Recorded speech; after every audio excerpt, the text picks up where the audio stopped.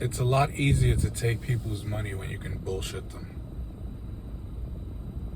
How do you build one of the biggest, greatest economies in the history of the world?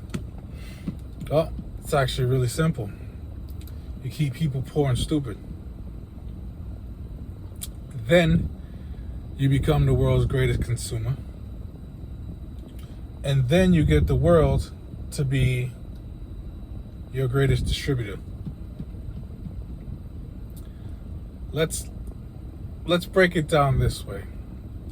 The wealthiest nation, debatably in the history of mankind, is in massive amounts of debt.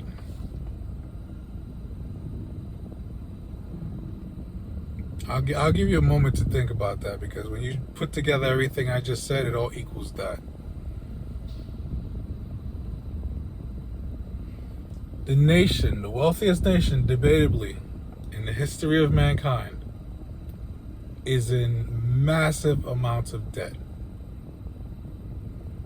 Now, if that's the case, then what's going on in the rest of the world?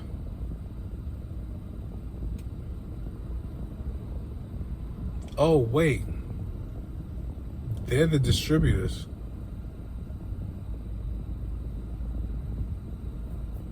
But they're distributing the product of the customer, because the customer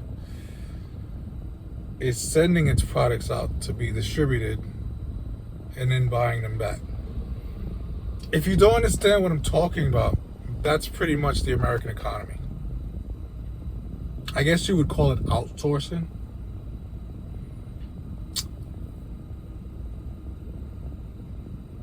See, you outsource your products, it boosts the world's economy, because then they get workers to work and make the products, and then the workers that work in the country, they get to spend in that country, then they send the products back here, and then we spend money, and it's an ongoing circle. That's how that works. That's how you grow the world's debatably largest economy. And I keep saying debatably because that one thing just sticks in my head. The wealthiest nation in the history is in massive amounts of debt. What? I can't think of a single other thing where that would make any sense whatsoever.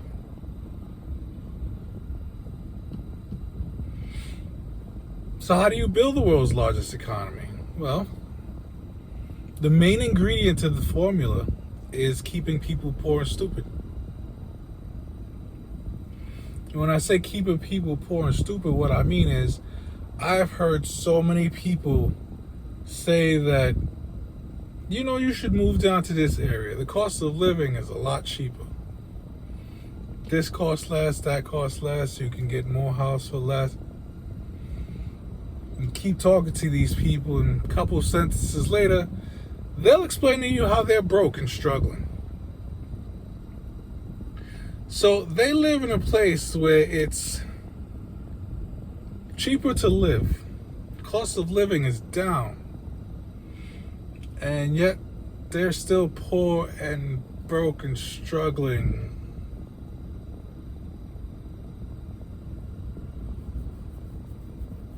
What? Please explain this to me. I don't get it.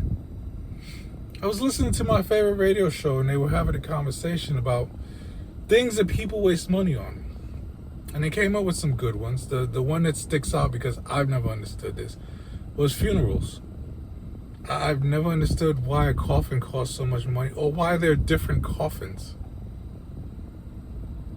You go to Home Depot for $100, bang together some kind of box.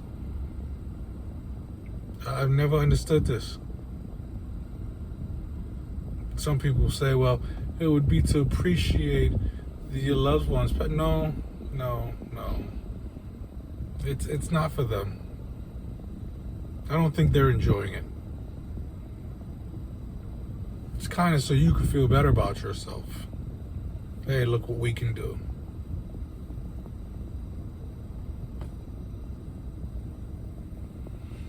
But they were having this conversation, and it said things people waste money on. You can have this conversation amongst yourself.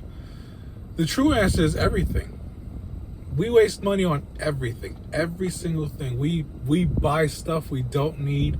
We go places we don't need to go. Now, we're all adults. I've done this topic before, kind of. I've touched on it, but we're all mature. I'll pretend we're all mature. And I'll pretend that we all know the difference between luxury and necessity. Okay? People need to eat.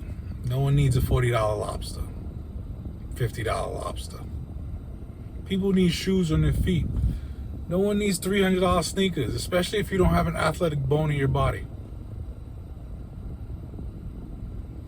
How many of you parents out there, or how many of you adults out there, period, have bought the same video game over and over and over every single year? How many of you have bought a new cell phone even though there was nothing wrong with your old cell phone? How many of you don't understand that cell phones really haven't changed that much? Well, they've changed a lot since the flip phones and those garbage. But since we've gotten these smartphones, they really haven't changed that much. And let's be honest, the features on your smartphone or your iPhone, whatever phone you don't use 90% of it. And Apple knows that. Samsung knows that. They throw it on there so that they can claim that it's new, so you'll run out and buy it. They know it. They know it. They know you're going to do it. You keep people poor and stupid. That's how you keep the world's greatest economy rolling. Rolling. And rolling. Even though there's massive amount of debt. And the reason there's massive amount of debts is because if you ever broke that circle, the entire thing crumbles. So everybody just has to accept that there's huge amounts of debt and pretend that there's not huge amounts of debts. Oh, they'll argue about it, but they know they can't really do anything about it. You can cut spending, make sacrifices here and there. You'll find extra cash here and there. We've all done it. But if the consumer can no longer pay its bills and the company has no one else to sell to, something's got to give at some point, right? So, how do you build the world's largest economy? Keep the people poor and stupid. Become the greatest consumer. And then send all your products out to be distributed back to you.